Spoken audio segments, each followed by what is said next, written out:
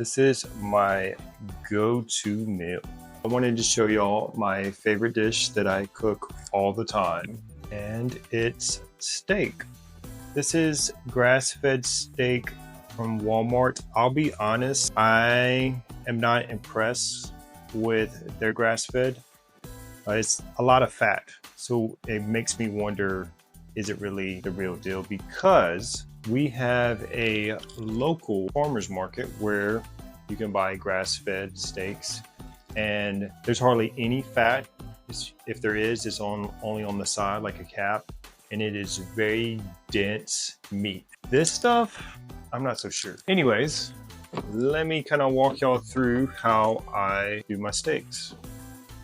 First thing we're going to do is kind of let it rest, but while it's doing that, what I want is to salt it and let it sit on it for a while, because it kind of just soaks up in it,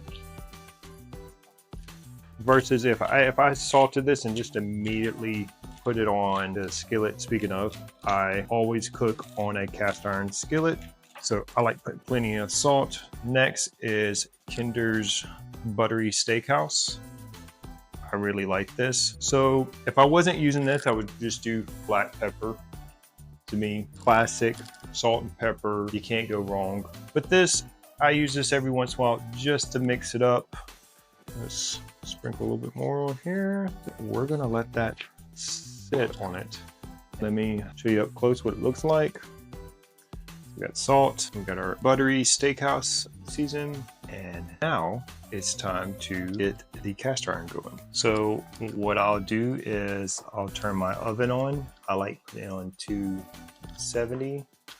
We'll have that going, and now we're about to light up the skillet. So I used to cook my steaks in olive oil, but olive oil has a low burning point, and it just is really smoky and messy. So nowadays, when I do steak, this is usually what I'm cooking it in. Grass-fed butter, salted.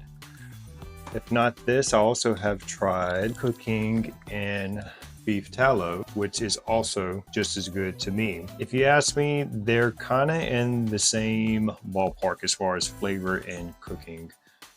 This kind of feels more like I'm frying it. So, all right, the pan is nice and smoky. It's pretty hot. Do this around. All right, we're getting close. So what I'm gonna do is sear it 2 minutes on each side. Then I'm going to put it in the oven to finish. All right, time to put it on. And that's what you want to hear. So I'll press down at first just to make sure I'm getting a steady contact. Then I'll set my timer to 2 minutes. So what I could do is like get a spoon, but put more butter and baste it. But honestly, this is the easiest way for me to cook it really quick. So 2 minutes on each side. While that's going, I'm going to clean off my cutting board because it's dirty. So I need to spray it and make sure it's clean, because when I go to let the steak rest, I like setting it back on this board, but I gotta make sure it's clean. All right, so we're 1 minute down. What I could do is just move it around a little. Oh yeah, I got the pan at a good temp. I love a good sear. Fingers crossed that this one's gonna be okay. We got multiple things going on at the same time. All right, 20 seconds left. Cutting board's clean. Oven's finally at 270, perfect timing. Let's see how we did. Not bad. Sometimes it's not even that good. Pretty much the only way I could get it a little bit better is if the pan was hotter. The only thing is when I do it that hot, it smokes up the whole house. We really don't want to do that, so this is kind of in between. Still decent sear, not too bad. You can already kind of see. And this is a pretty thin steak. I'll be honest, I like thick ones, but we'll work with what we got. Honestly, since it's so thin, I'm thinking 2 minutes per side on the oven. If it was a little bit thicker, I'd do 3 minutes, but yeah, I'm feeling 2. Sometimes you got to go with your gut, and that's what we're gonna do here. Honestly, we got about a minute. I kind of want to put a little water in the pan, getting a little dry, so let's do some of that. I have a feeling when I flip it, it's going to be a pretty color. Almost done. Okay, I'm gonna turn it off now. Same thing with the stove top. Not bad. Now we chunking this baby in. While that's going, I decided I want to do a sweet potato with my steak. I got about 20 seconds till I gotta flip it in the oven. So while the steak's resting, I'm gonna have this baby in the pan in the oven. We'll turn the oven to about 450. All right, flip time. Our steak looking really good. I'm telling y'all, sometimes you gotta go with your gut. And my gut is telling me 2 minutes on each of those sides is just right. Any more, and our steak would go from medium to probably medium well.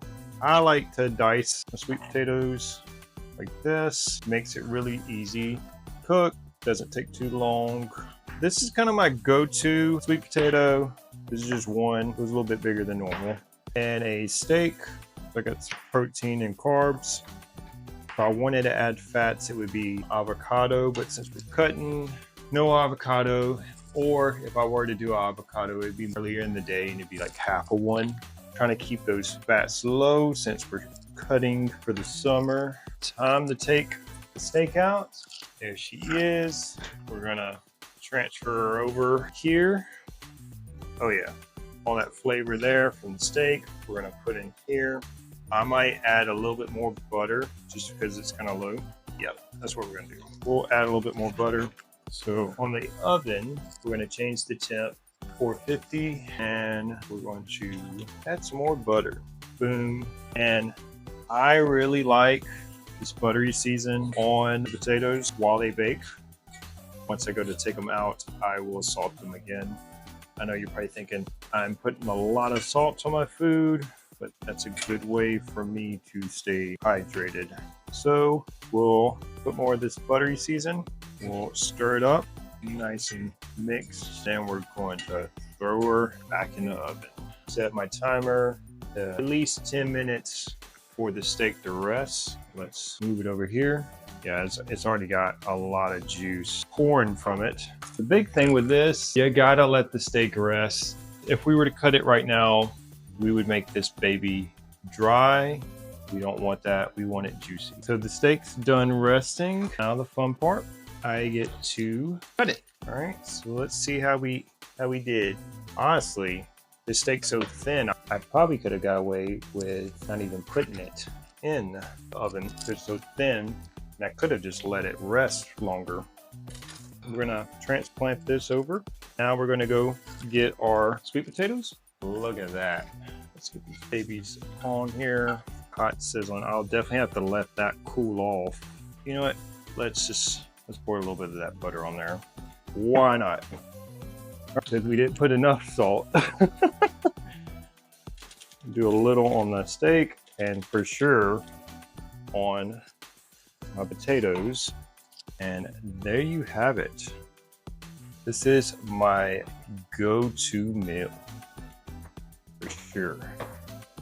Just so you can kind of see how it turned out. Looks good to me. Looks good to me. It's a piece.